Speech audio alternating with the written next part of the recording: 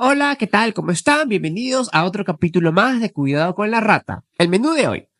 El menú de hoy es, primero, vemos los primeros movimientos del Papa. ¿Qué está planeando el Papa? ¿Qué hace el Papa? Segundo, la visa a China. Tercero, secuestros en Francia. Cuarto, México, el cártel de Sinaloa se desarma. Quinto, se vuelve realidad el sueño de la alquimia. Se convierte el plomo en oro. ¿En realidad ha pasado eso? Sí. Man, ya. Estoy sorprendido realmente. Pensé que nunca lo iban a lograr. Es el apocalipsis. Ya, está bien. Pero se van a volver millonarios los que logren eso. No se van a volver millonarios. En verdad es algo bastante simple de explicar. Bueno, comenzamos. Con el Papa. ¿Qué ha dicho el Papa ahora? El gran León XIV, señor de los reinos peruanos. Yo siempre te critico por la declaracionitis trompeana, que creo que ya paraste. Pero ahora yo también voy a hacer declaracionitis papeana. Sí. Entonces, a ver, el León XIV ha dado 3 discursos distintos y en 3 discursos distintos se ha posicionado sobre 3 temas que a mí me parecen fundamentales. Ya. Vamos a leer su primera declaración. León XIV dijo de que muchos cristianos huyen de sus lugares de origen, está hablando del Medio Oriente, gracias a la guerra, la persecución, la inestabilidad, la pobreza. Ya. ¿Cuánta violencia? Dijo. Se refirió a la iglesia católica, a las iglesias católicas de Oriente como las iglesias mártires. Ya. ¿No? Desde Tierra Santa hasta Ucrania, desde el Líbano hasta el Siria, desde Oriente Medio hasta el Tigray y el Cáucaso.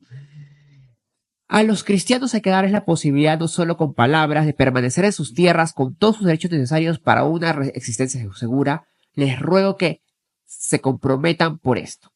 O sea, básicamente... Este es el contexto de la guerra en Gaza, me imagino. Sí, en verdad hay muchos contextos. Yeah. No está incluida la guerra en Gaza. Vamos por partes.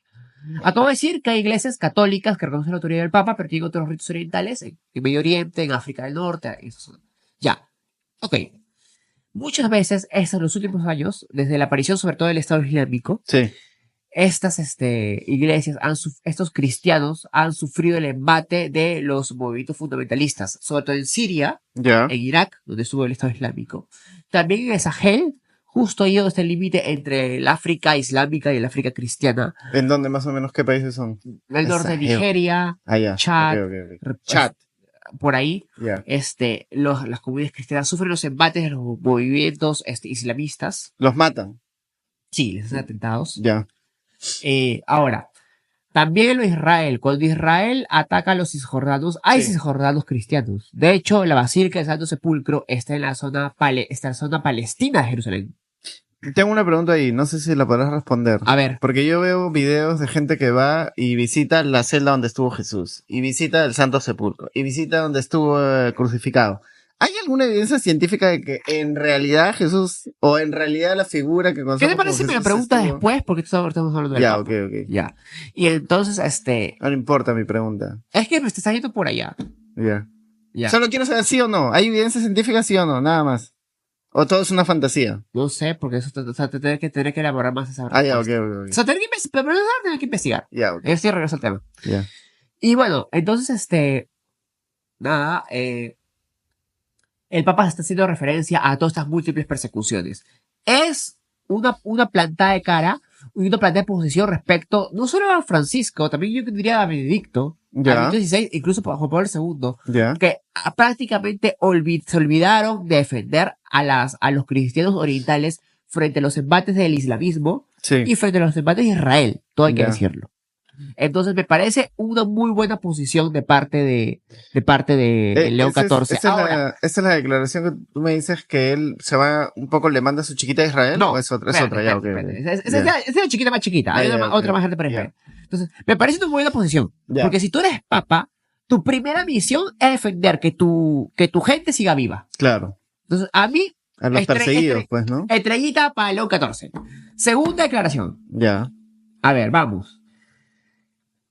Somos el pueblo que Dios ha elegido para proclamar sus maravillosas obras. Él quien nos llamó de las tinieblas a su luz admirable. Uy. ¿Qué significa eso? Uy. ¿Acá has sentido lo que he dicho? Sí. ¿Has sentido lo que he dicho? ¿Pero está hablando de los peruanos o en general de todos? Está hablando de los cristianos. Somos el pueblo que Dios ha elegido para proclamar sus maravillosas obras. O sea, el resto es puro floro, tú sabes, floro papal. Claro, Eso es como cuando hablaba la monja en tu colegio, el coro en tu colegio. Puro floro nomás eran ya. Pero el chiste acá es, somos el pueblo elegido. Le está mandando a su chiquita Israel. Y está haciendo referencia, creo que acá veladamente, a la segunda Jerusalén, ¿no? O sea, ¿te acuerdas que la primera Jerusalén era Israel, era el pueblo elegido? El templo de Salomón. Claro que se destruye. Sí. Que se destruye en el 73, porque Jesús había dado la profecía que se iba a destruir. Al final lo destruyen en el 70, pero los Sí. romanos, ya. Pero que supuestamente la segunda Jerusalén, la segunda Israel, no estoy seguro, Ya. era supuestamente el pueblo cristiano, el pueblo que cree en el mensaje de Jesucristo. El pueblo judío y de gentiles.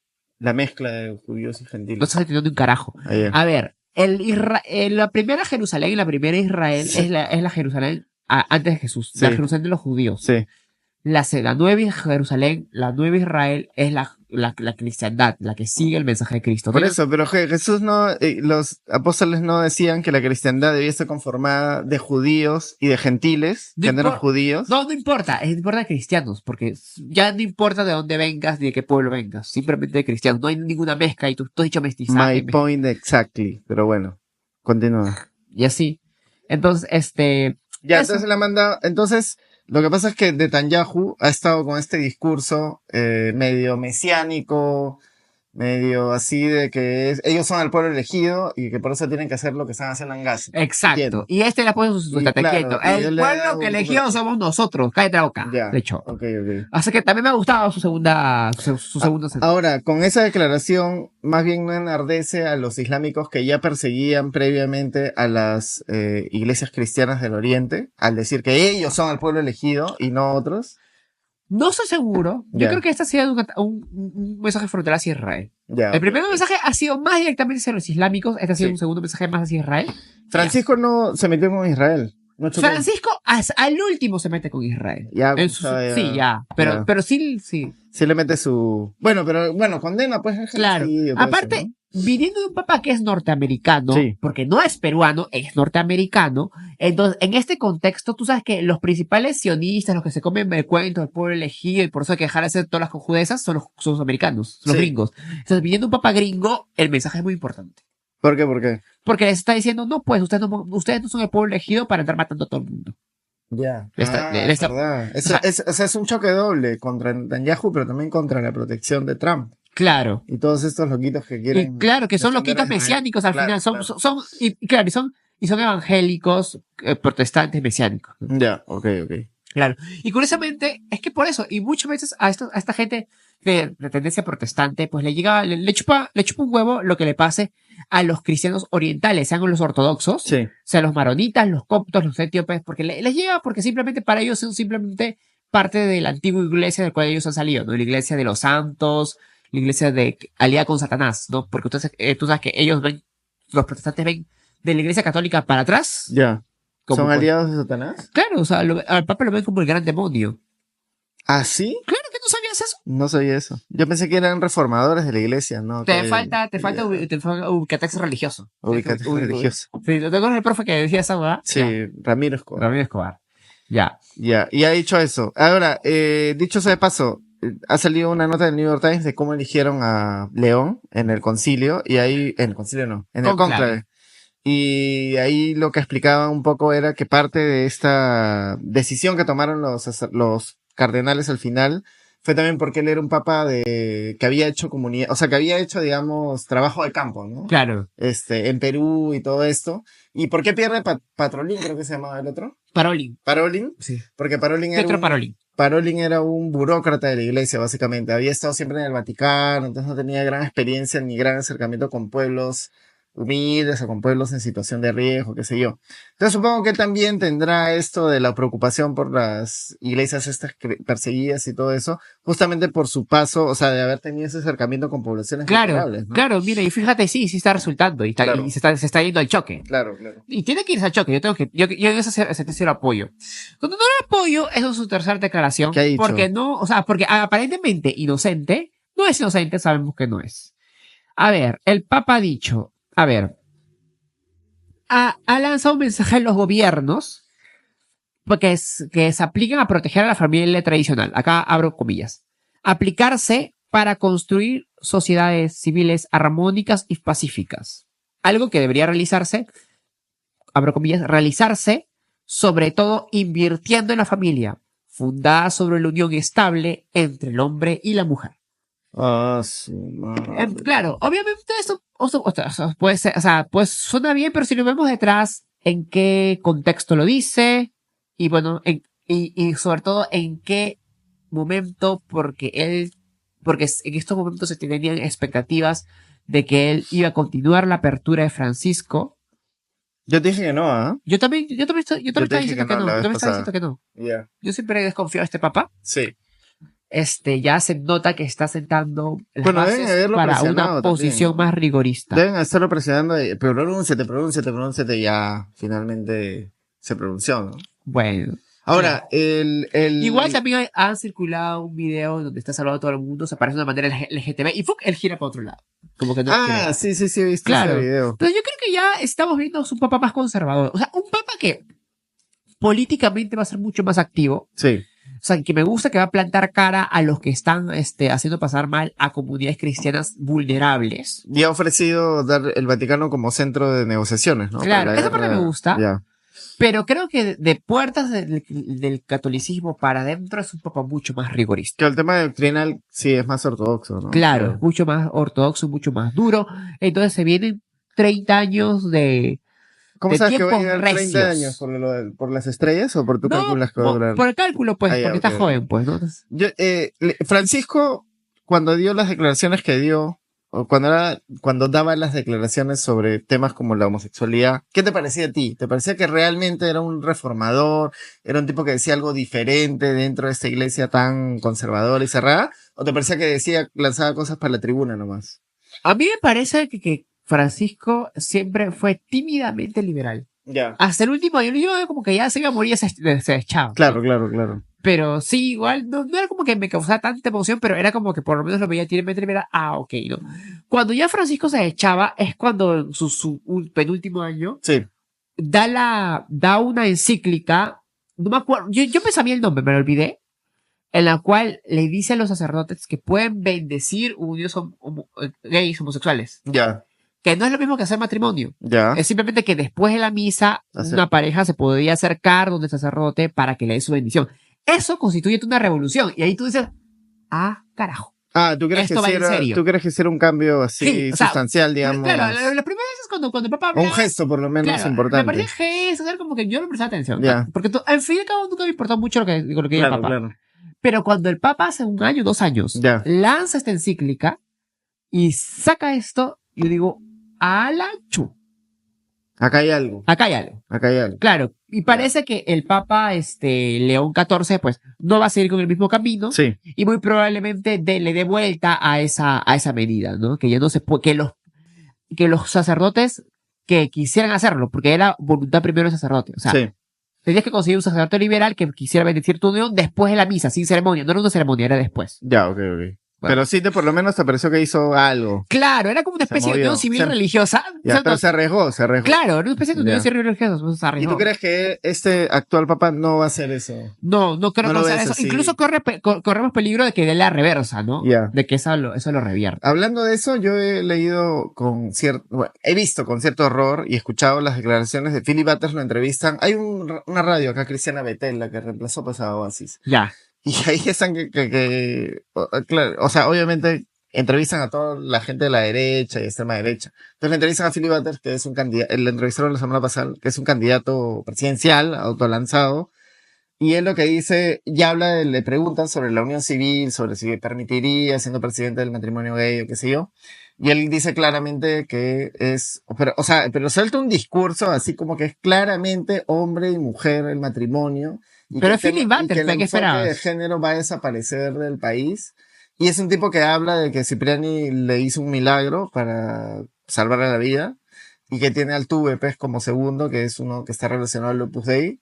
O sea, pero a mí no me sorprende, ¿no? Pero me horroriza un poco que todavía para esta edad hayan estos movimientos políticos que cada vez están creciendo más, que digamos, dan estas ideas, ¿no? O sea, bien cerradas, o sea, no dan resquicio alguno para aunque sea debatir o alguna cosa así. A mí me sorprende que te sorprenda. A mí me sorprende. Porque Yo pensé que la gente era un poco más, no, este un país poco es un más país tan- abierta, o de repente es por los tiempos también, que de repente se están cogiendo A mí me sorprende que te sorprenda. No, conservadora, nada que pero bueno. ver. Nada que ver. Pero bueno, entonces tú crees que sí, Papa no va a marcar mucho la diferencia, como me dices. No. En el tema de las mujeres todavía no se ha Todavía, pronunciado, ¿no? todavía no se pronunciaba. Ya. Quiero hacer acá una salvedad hablando de gente, gauchos muertos, se me había olvidado en el menú. Lo de Mujica muerto esta semana. Ah, ya.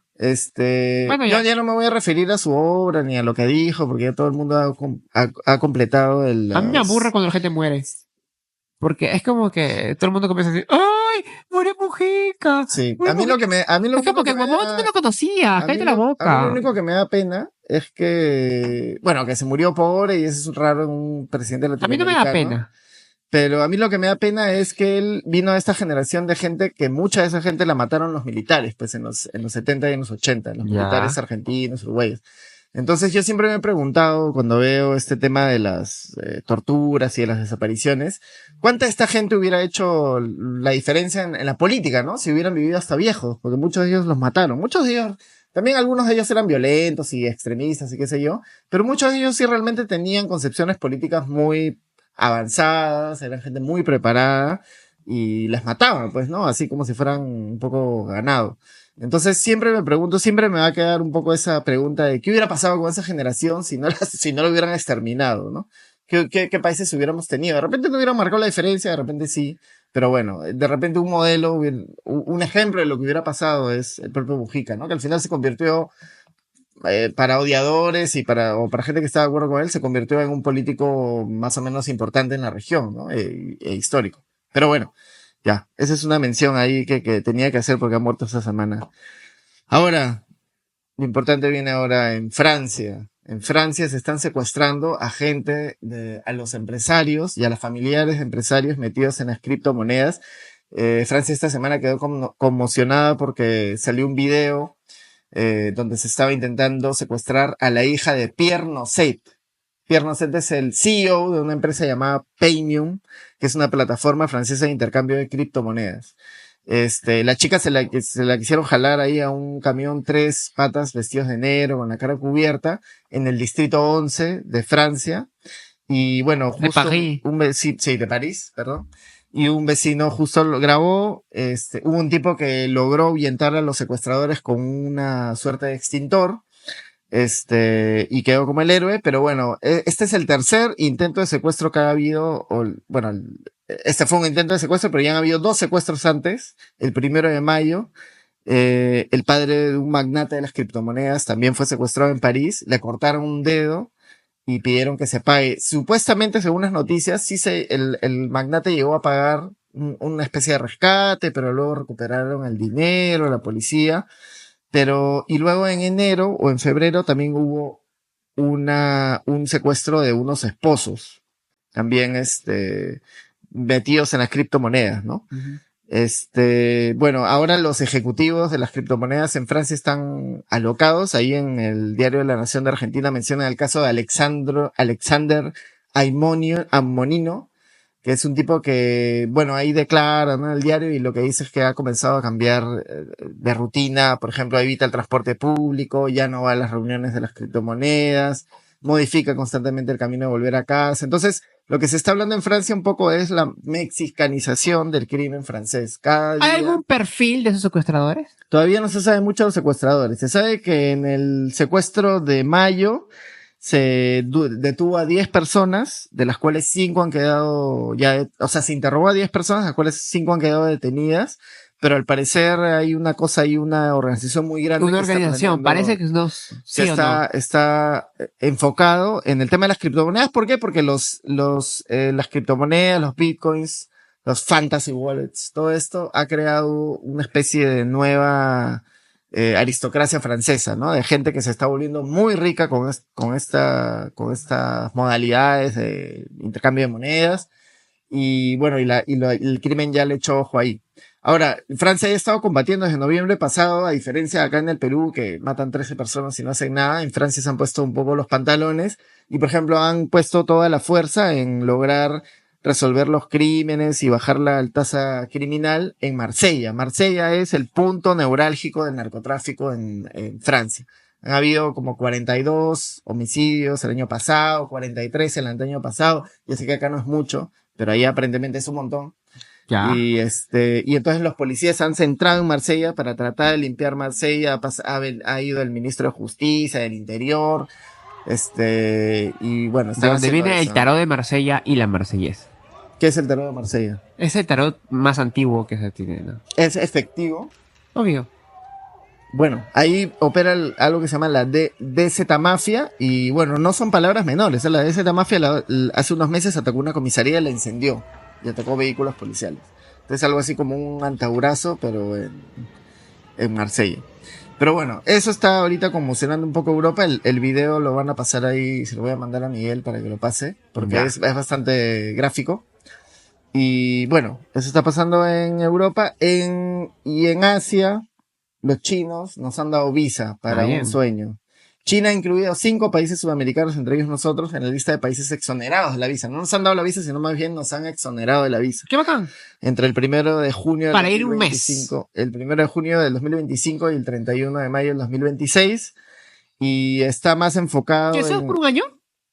o sea, es que es un periodo de prueba. Ah, ok, Ya ok. China ha exonerado de visas anteriormente a 20 países, entre ellos Estados Unidos, España, etcétera. Y primero pasa un periodo de prueba, ¿no? Y si funciona y no les mandamos delincuentes, nos van a emplear la visa. Pero más está enfocado en gente que va a viajar por motivos de turismo, negocios, visitas familiares, intercambios culturales, todo que esté de paso, ¿no? Que esté yendo a otro país. Y el portavoz del Ministerio Exterior chino, Lin Jian, ha confirmado lo que ya había sido adelantado por el propio Xi Jinping. Anunció esta medida en la cumbre ministerial China, Comunidad de Estados Latinoamericanos y Caribeños, CELAC. Ahora, todos dicen que es una movida de China claramente por el tema de que Estados Unidos está cerrando más bien las fronteras y China lo que quiere parecer es, no, nosotros somos el imperio bueno y ellos son el imperio malo. Claro. Vengan hacia nosotros, dennos sus negocios, dennos su infraestructura, Aquí me han dennos su contado alma. que es peligrosito estudiar en China, en el sentido en que si tienes algún lío con un chino, una pelea, Ya. te pueden votar así nomás, ¿no? ¿Ah, Entonces, sí? o sea, Bueno, en Estados Unidos también están haciendo eso, ¿eh? Así que los claro, dos pero están compitiendo. recientemente. Claro, Claro, recientemente, ¿no? recientemente, ¿no? Claro, o sea, me imagino que, claro, si tuvieran algún problema así con algún choque de algún extranjero, supongo que van a dar primacía a los nacionales, pues, ¿no? Claro, obviamente, pero son bastante radicales, ¿no? Porque ya. yo pienso que si Pena de muerte, dicen. no, Defienden. Pena de creo muerte. que más expulsión. O sea, ya. y creo que sí es que de verdad que me han dicho. También Claro, tampoco me claro. debo dejar de guiar por oídas. No, pero ahí los asiáticos son bien, los países Sí. asiáticos son bien, Claro. te encuentran, creo, un kilo y ya pena de muerte. Claro, pero lo que pasa es que A la volca. sobre todo en cuanto a cuestiones de Ese racismo, me puedan decir, por favor. Ya. en cuanto a cuestiones de en cuanto a cuestiones de ¿cómo se dice? ¿Temas legales? Estudios. Ya, Hay estudios. una inversión, o sea, no es como que tú estás yendo de turismo ya y te votan, bueno, ya te perdiste de turismo, no, en cuanto a cuestiones de estudios has invertido, no sé, que dure 5 años tu estudio y te metan al cuarto porque me echaste como un chino, Sí, es una inversión que se pierde. Y por eso a mí me daría un poco de miedo claro. y estudiar a China, porque si es que sus leyes son tan drásticas como me han contado. Yo alguna vez conocí, bueno, tengo un amigo que vive en España de novio acá, y él fue a China para averiguar el tema de los negocios de los té de burbujas. Ok. Y dice que le daban, o sea, los chinos estaban súper abiertos, por lo menos, para el tema de los negocios, ¿no? O sea, tú ibas a China y declarabas que ibas por negocios para explorar el mercado tal. Ya. Y ellos te mandaban al toque a alguien del gobierno para darte todo el tour de cómo funcionaba la industria, y te paseaban por el almacén, y te paseaban por la fábrica, y te paseaban por qué sé yo. Entonces, para el tema, por lo menos de negocios, sí eran muy abiertos y muy amables según el tipo, ¿no? Según mi amigo. No sé cómo será para estudios.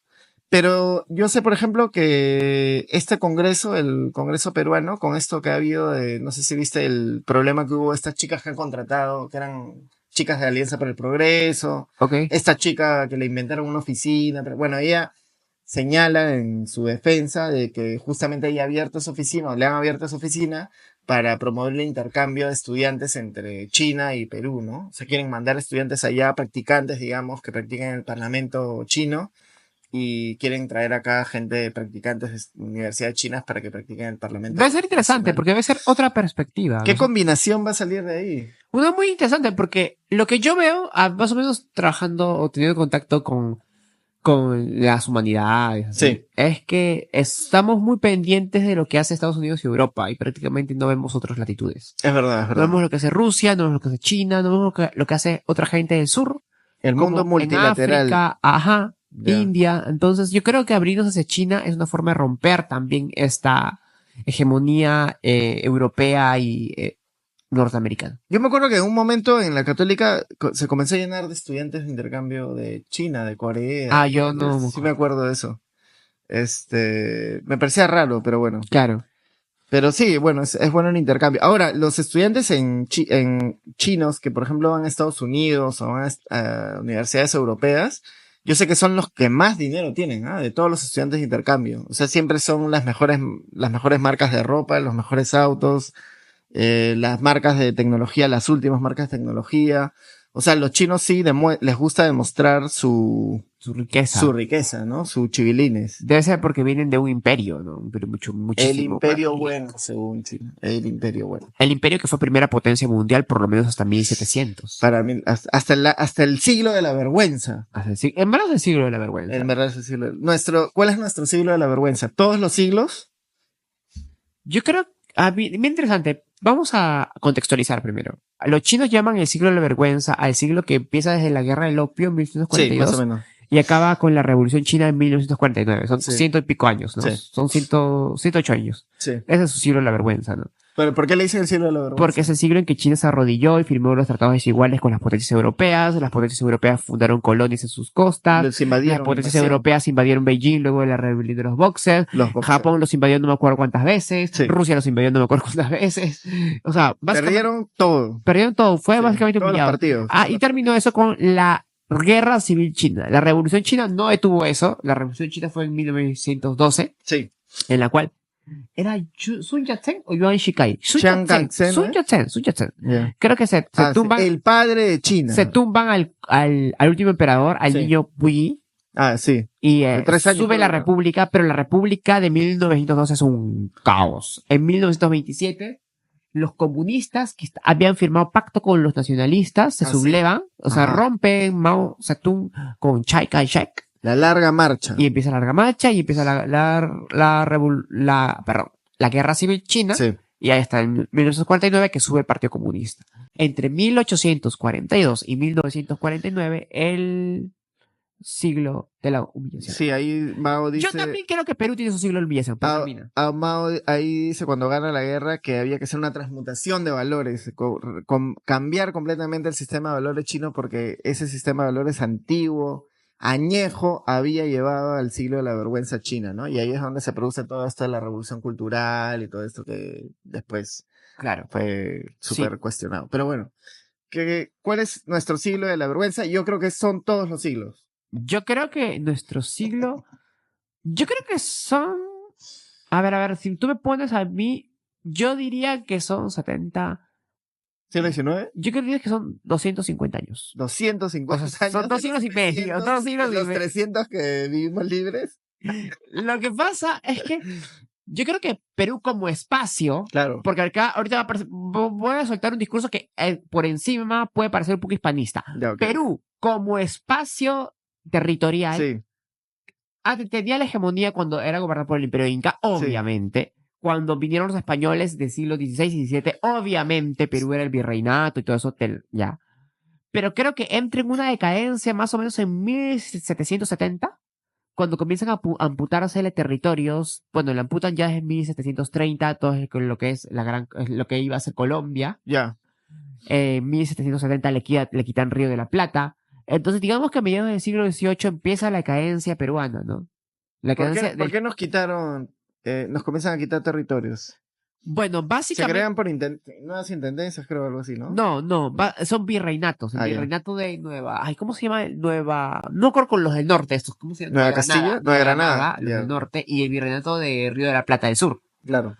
Creo que es un intento de la corona de mover espacios que están más hacia el Atlántico. Ya, Y yo creo que ese es el drama de Perú, que lo va a acompañar hasta el ascenso de China. ya, Cuando China vuelve a levantar cabeza. Curiosamente todo este ciclo coincide con la decadencia de China, pues. Porque la decadencia de China, ya China estaba débil en el siglo XVIII. ya, Que en 1842 haya empezado su siglo de la vergüenza, claro. y es otra cosa. Pero ya la Pero decadencia de había una China precuela ahí. empieza en el siglo XVIII. Ya, Ahora, Perú siempre ha sido un país que ha vivido alrededor de los imperios. Siempre, o sea, desde que lo conquistaron alrededor de los ya. imperios. Entonces, Perú siempre ha estado orbitando, por ejemplo, alrededor de España, Sí, por nuestra colonia. Cuando España decide darle más importancia a los territorios atlánticos, desde mi punto de vista, van a haber historiadores que van a chocar. está bien, está bien. Perú queda como que rezagado y se comienzan a amputar territorios Ya, dentro del virreinato. Ya cuando se independiza, Perú es claramente un espacio secundario frente a espacios atlánticos principales en Sudamérica como Brasil, como ya, Argentina y como Chile, que está en el Pacífico, pero está muy cerca del cabo que le permite salir hacia el Atlántico. ya, Entonces Perú está muy allá y eso marca su decadencia. ya, De hecho, son estos tres grandes países los que comienzan a expandirse. Brasil se expande, bueno, Brasil está expandido, pero ya. se expande todavía más. Argentina se expande hacia el sur, hacia la Patagonia. Chile también se expande hacia la Patagonia y ataca a Perú y a Bolivia hacia arriba. Entonces vemos cómo los antiguos espacios coloniales que habían tenido la hegemonía en los siglos XVI y XVII comienzan una decadencia. Ya, Durante ok. todo el siglo XIX hay un intento peruano con el guano que precisamente volver a ser una potencia de nuevo, pero se cae, el guano solo dura 40 años. Sí. El guano es más que todo un hiato. Ya, Y pues la debacle total sucede con la guerra con Chile, ¿no? Con la cual Perú es derrotado y se nota la primacía de las otras tres potencias, ¿no? El ABC, Argentina, Brasil y Chile. ¿y levantamos cabeza después de eso? No, en verdad nunca hemos levantado cabeza hasta ahora, siempre hemos sido ya un país secundario.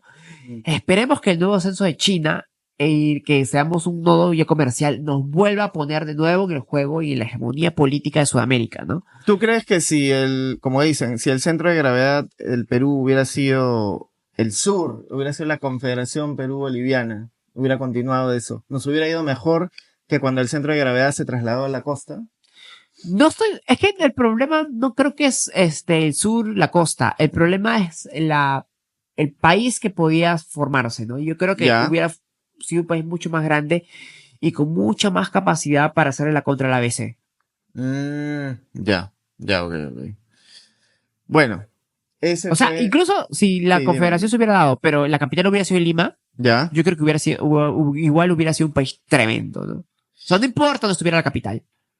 claro. ¿Y ahorita tú dirías que continúa nuestra fase de la vergüenza o...? No, yo creo que nuestra fase de vergüenza un poco como que se ha detenido. Ya. El puerto de Chancay podría podría ser un antes y un después. Claro. Tal vez Dina es el pozo más fondo de la vergüenza y ya de ahí solo nos queda. Y ahí eso es lo que hay el amanecer. Sí, puede ser, ¿no? Dios mío. Dios mío, por Dios. Ya.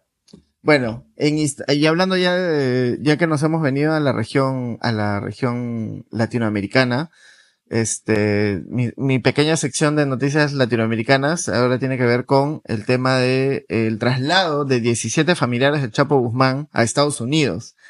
Esto ha sido parte, según los periodistas mexicanos, de un acuerdo que ya hizo Ovidio Guzmán, que es uno de los hijos del Chapo Guzmán, que fue aprendado o fue detenido hace un par de años por la policía, y fue extraditado a Estados Unidos, y él ha aceptado hablar, va a declarar en el juicio de otros grandes narcotraficantes, y a cambio ha pedido que los familiares se trasladen a Estados Unidos, pero eso no es lo importante.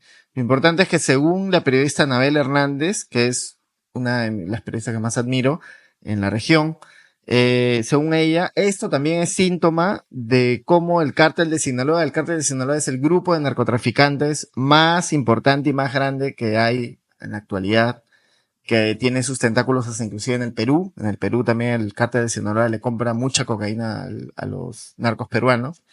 El cártel de Sinaloa ha comenzado a desarmarse, ha comenzado su declive y va a desaparecer en algún momento de los próximos años. Y esto por una guerra, ¿no? Cuando el Chapo Guzmán cae en el 2015, por ahí, ya lo detienen. Los otros líderes, los otros socios que trabajaban con él en este cártel se comienzan a aprovechar, comienzan a tomar más tierras, y son los hijos los que responden, ¿no? Los hijos de Chapo Guzmán contra estos señores, contra estos varones de la droga, y comienza una especie de guerra interna. La guerra interna ha continuado hasta ahora. Y ahora lo que dice esta periodista mexicana es que hay un narcotraficante llamado Fausto Isidro Mesa, que le dicen el Chapo Isidro, Ok. que es el que ha amenazado directamente a los chapitos, le dicen a los hijos del Chapo Guzmán, los chapitos, a Iván Archibaldo y a Jesús Guzmán, los que están libres, y les han dicho que si no ceden sus plazas que manejan en Sinaloa, van a enfrentar la muerte. O sea, tienen que irse de Sinaloa o enfrentar la muerte. Que es un poco el trato que le hicieron a la familia de Pablo Escobar. Cuando Pablo Escobar lo matan en el 93, Ya. a la familia, a la esposa y al hijo mayor, el hijo que ahora sale en los documentales y todo eso, los mandan a llamar, me parece que a Cali. Y en Cali lo que le dicen los narcotraficantes es, ustedes se tienen que ir de Colombia sin absolutamente nada. Y si no se van, los vamos a matar a toda la familia, ¿no? Que eran tíos, tías, qué sé yo. Pero nada, ni siquiera unos horaritos, No, nada. no les dejaron nada. nada, no les dejaron nada. Todas las propiedades, todo eso se lo agarraron los. Me hace los recordar ganadores. a la escena de las hienas cuando botan a Simba. Claro. Y si regresa, te Claro. matamos. Algo así. Entonces ahora Fausto Isidro Mesa repite la historia, digamos, de Pablo Escobar y lo que le dice a los hijos del Chapo es o se van de Sinaloa o enfrentan la muerte y según esta periodista Anabel Hernández, ya mucha gente que trabajaba para estos hijos del Chapo Guzmán ha comenzado a entregar las armas y ha comenzado a entregar las plazas donde operaba el cártel de Sinaloa. Entonces ella prevé, y ella no es cualquier periodista, es una periodista que sabe mucho y tiene muchas fuentes dentro de los cárteles, ella prevé que el cártel de Sinaloa va a desaparecer pronto. Eso es lo que ha ¿En dicho. virtud de qué cárteles? ¿Qué cárteles están Bueno, en ese ahorita lugar? el que más está surgiendo, que es el más importante, digamos, que también opera en el Perú, es el cártel Jalisco Nueva Generación. Ah. Y ese lo está operando alguien llamado El Mencho, o apodado El Mencho. El Mencho es actualmente el nuevo Chapo Guzmán.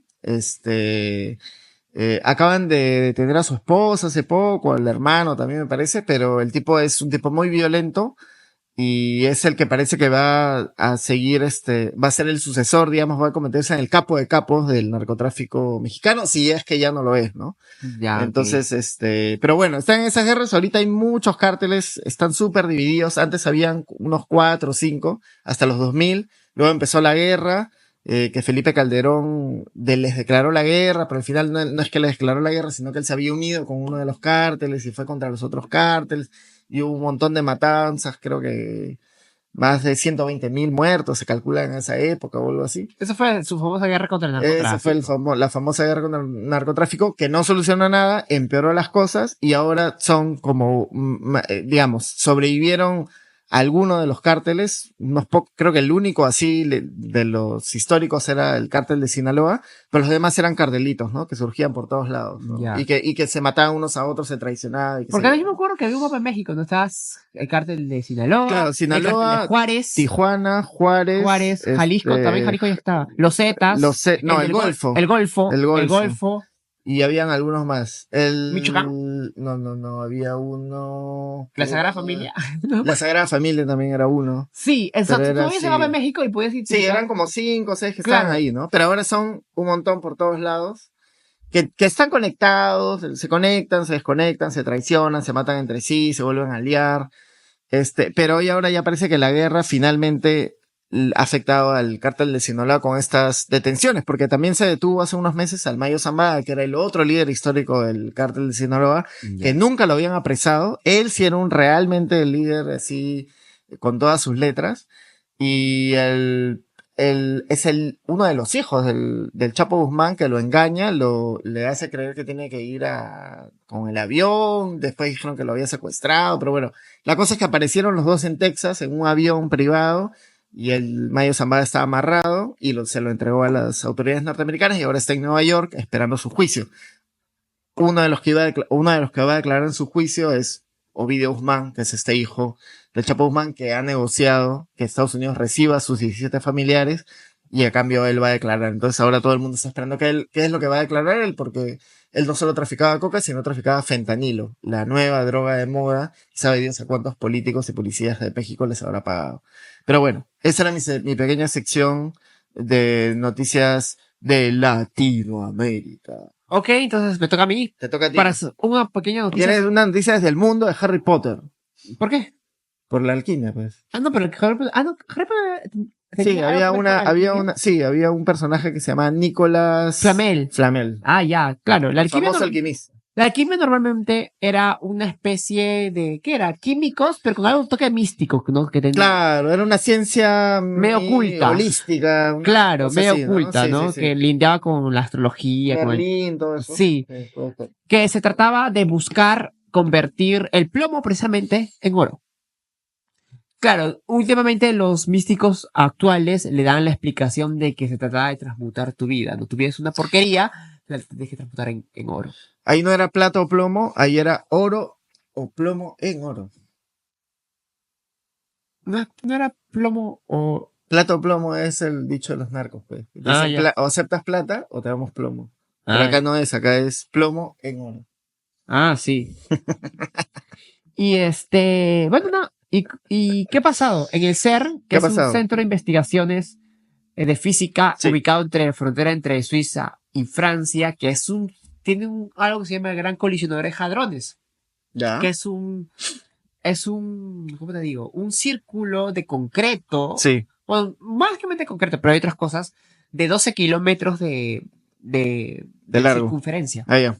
Okay. Enterrado no sé cuántos metros debajo de la Tierra para que no le afecte la radiación solar ni la radiación del ambiente. ¿Esta es la máquina que puede dividir neutrones y protones? Exacto, donde recrean condiciones muy parecidas al Big Bang, así cosas locasas. Esto es esto es, digamos, el sueño hecho realidad de Einstein. ¿Sí? Creo que era eso. O sea, Einstein lo predijo en sus fórmulas matemáticas y todo, y creo que cuando lo construyeron era lo que él pensaba que podía pasar. Claro. Pero bueno, los científicos estos básicamente lo que hacen allí en el gran colisionador de hadrones. Sueño húmedo de Einstein. Es inyectar átomos, los hacen chocar, no sé cómo, usan tecnología láser, energía electromagnética, la cosa es que los chocan y los vuelan y les cambian, hace que los protones vuelen, los neutrones vuelen y todos vuelen, ya. Sí. Fin, mucha química. Entonces, ¿qué han hecho estos? Han acelerado partículas de plomo a velocidades cercanas a la velocidad de la luz. Ya. Y en estos colisionadores han creado campos electromagnéticos en el cual los núcleos de plomo han perdido 3 protones. Tú sabes que en el núcleo están los protones y los neutrones. Alrededor están los electrones. Ya. Entonces, en el núcleo, los núcleos de plomo han perdido 3 protones y han pasado de 82 protones a 79 protones. ¿Qué significa eso? ¿Sabes qué elemento tiene 79 protones? El oro. Ya, pero ¿cómo? Eso es lo que dice, eso es lo que yo he entendido. Ahora, yo digo varias cosas, no me da mi cerebro. Ya, escúchame. Y en alguna de las cosas que has leído cuentan si fue un descubrimiento de casualidad o sabían que podía pasar eso. Dice que ya han estado trabajando. Es más, dice ya. que ya tienen, o sea, mira, entre 2015 y 2018 se han creado 86 mil millones de núcleos de átomos de oro. O sea, ya tienen tiempo haciéndolo ya. ¿Esto quiere decir que pueden fabricar oro en concreto, oro sólido? Sí pueden fabricar, pero como es tan caro hacerlo, porque necesitan toda esta tecnología, no se da cuenta, pues. O sea, están en pérdida ahorita. Lo han hecho por el experimento. Ya, ok.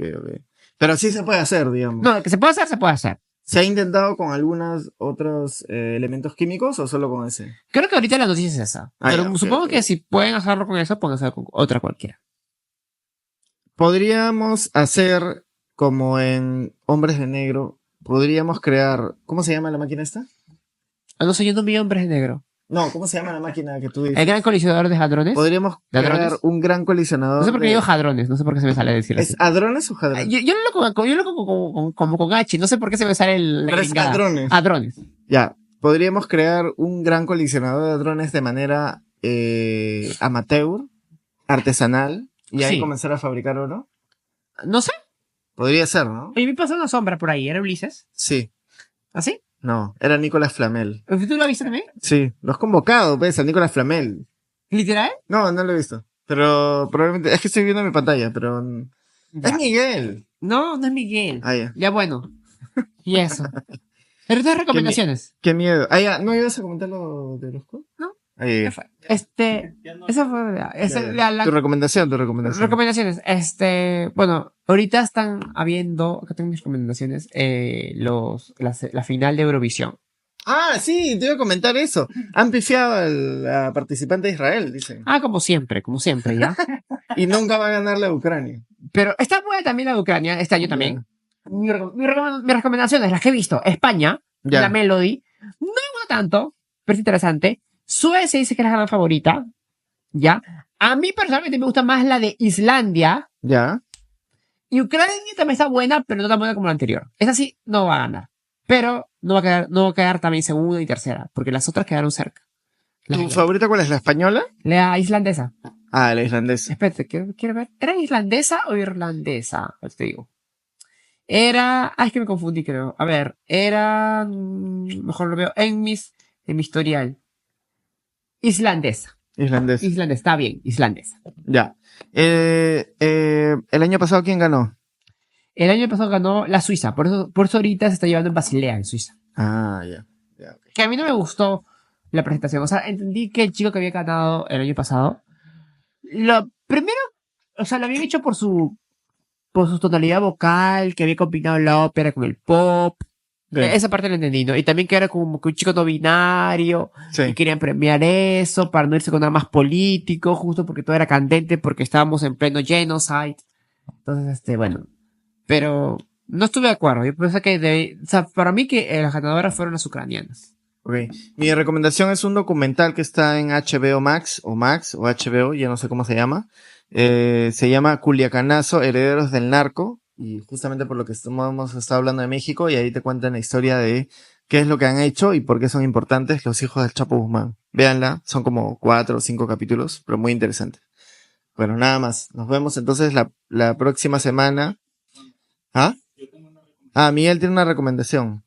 Bueno, yo voy a dar mi recomendación. Mi recomendación es que escuchen el álbum de rock progresivo del anterior Papa Francisco, Wake Up, que es un álbum que sacó hace 9 años. Muy bueno, lo estaba escuchando. ¿Quién? El argentino, el Papa Francisco hizo un álbum progresivo. Rock progresivo, sí. ¿Lo grabó ahí en el Vaticano? No sé si la habrá grabado en el Vaticano, pero ¿En qué año, de qué año es el álbum? hace 9 años. Sí, claro, sí era Papa, pues. No. Sí, No. sí, creo que sí. Sí, ¿no? Sí era Papa. 2016. 2016, ajá, sí, ya era Papa. Creo que sí. Y todo eso fue a beneficencia, pues.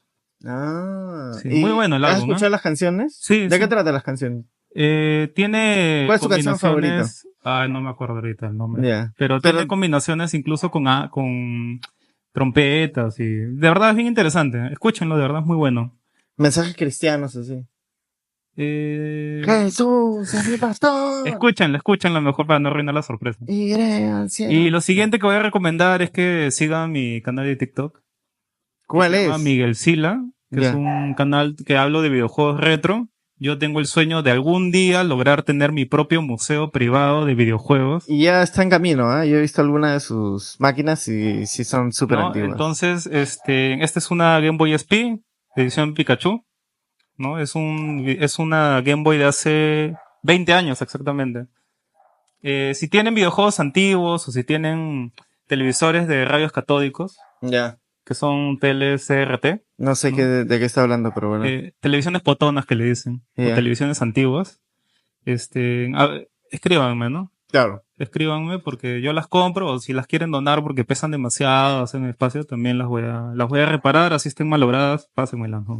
¿Cuál es la consola que quieres encontrar y no has encontrado hasta ahora? Tu santo Ya. grial, ¿cuál es? La Magnavox Odyssey, la primera, la 1. Esa no la encuentro en ningún lado.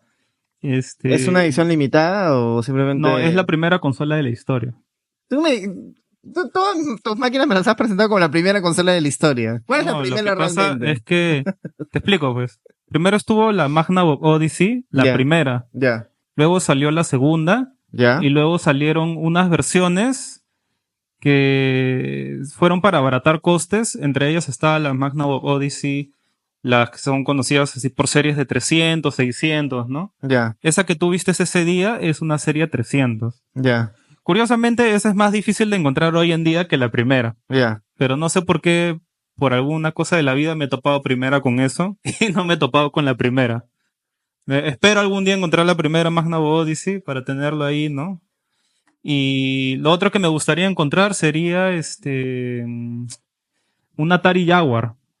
Un Atari Jaguar. ¿Cómo Sí, qué es eso? es la última consola que sacó Atari Ya, de 64 bits. Muy interesante el Ya. concepto, porque era un maquinón era para la época. porque estábamos hablando que movía así 64 bits rescalados, que no eran de verdad, Ya.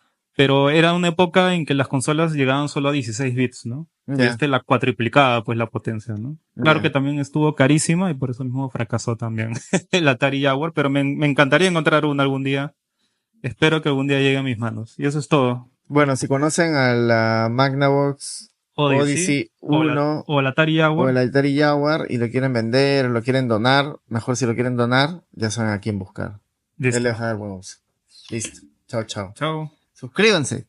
Ricardo me acaba de decir, no estoy viendo, que acaba de ganar Austria en Su Eurovisión. recomendación era Eurovisión y hoy día ganaba Austria. Sí, nosotros acabamos de enterar ahorita. Ya. Bueno, igual no me gustaba tanto. ¿Por qué no te gustaba? No me gustaba porque no me gusta, me gusta más la música que es un poco más alegre, más pegajosa. La de Austria no pegó tanto conmigo. Ya. Entiendo su fuerza vocal, de nuevo creo que han predominado los criterios de la vez pasada.